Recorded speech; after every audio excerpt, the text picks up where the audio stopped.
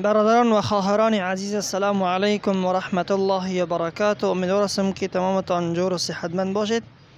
درس امروزی که ما آغاز میکنیم در رابطه با عنوان شاگرد و استاد است. در مابین شاگرد و استاد یک مکالمه جریان داره که استاد از شاگرد سوال میکنه و شاگرد جواب میده، که در این فقره باره که ما شما در درس هفتم خواندیم و این درس هشتم است. انشاءالله مکالمه شروع می شود. المدرس: من این انت؟ سوال میکند که در اینجا سه الفاظ آمده است. من این انت، تمام اینها را که در درس ها که ما شما خوانده هستیم. من این انت، از کجا هستی تو؟ از شاگرد پرسان میکنه. در اینجا یک سخن را در ذهنتان بگیرین که این ناممکن است که لفظ عربی را، یعنی جمله عربی را که ما و شما ترجمه تحت لفظی کنیم، این ممکن است، بلکه ما و شما ترجمه تحت لفظی کرده نمیتوانیم. قسمی که من این انت که الفاظی که در عربی است استعمال میکنیم در آخر و در فارسی اون را در شروع استعمال میکنیم. محمد انا من الیابان، ما از یابان هستم. اصل ژاپن است که ما شما با فارسی میگیم و در عربی که از پا نمی آید، از این خاطر در جای پا با استعمال میشه. انا من الیابان، ما از ژاپن هستم. المدرس: استاد سوال میکنه و من این عمار؟ و عمار از کجا است؟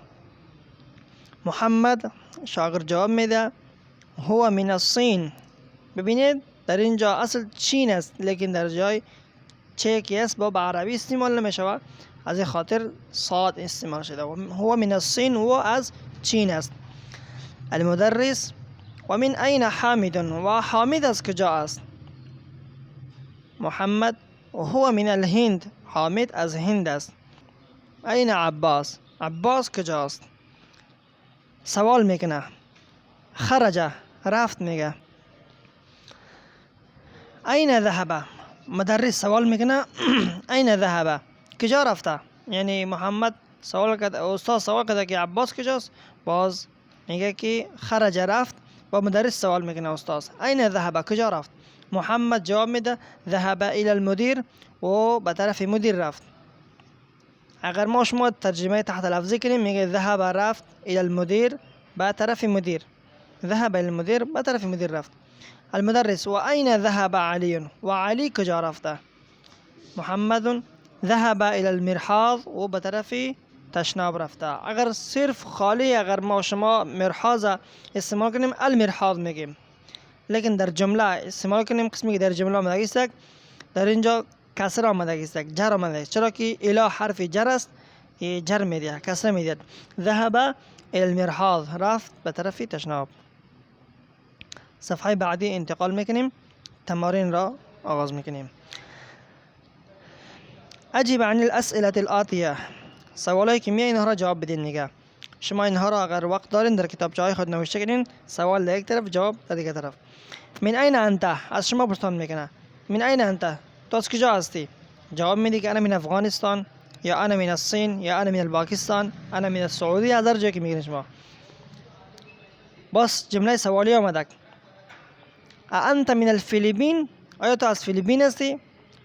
من من الصین، از چین کی است؟ سوم نمبر. چهارم نمبر. من این حامد؟ حامد از کجا است؟ این ذهب عباس؟ عباس کجا رفته؟ اذهب علی الى المدیر؟ آیا علی به طرف مدیر رفته؟ تمرین بعدی باز. اقرأ واكتب مع ضبط اواخر الكلمات، بخوانید و بنویسید. حاصل درس نوشته این است و امرای آخری کلمات را اعرابش را ظاهر کنید. الغرفه، اتاق. الغرفه تو میخوانیم، تون نمیخوانیم، چرا که الف لام است که معرفه شده است، به طرف خاص چیز اشاره میشونه، معرفه. من الغرفه، از غرفه. من الحمام، از حمام. المرحاض، تشناب. الى المرحاض، به طرف تشناب. اليابان، اليابان. الفلبين، من الهند، إلى الصين. من و إلى حرف جارس کنار جر میدهد یعنی کسره. من الهندی از هند، إلى الصینی تا سین. تا سین هم میگه یا به طرف سین، در اینجا استعمال به عربی میکنیم ما شما نه. إلى هنا قد انتهى درسنا اليوم، سنبدأ بالدرس الثاني بعد الغد إن شاء الله. تا اینجا کس درس ما و شما مکمل شد. بعد ان شاء الله درس بعدی را میخوانیم تا که درس طویل نشود. السلام علیکم و رحمت الله و برکاته.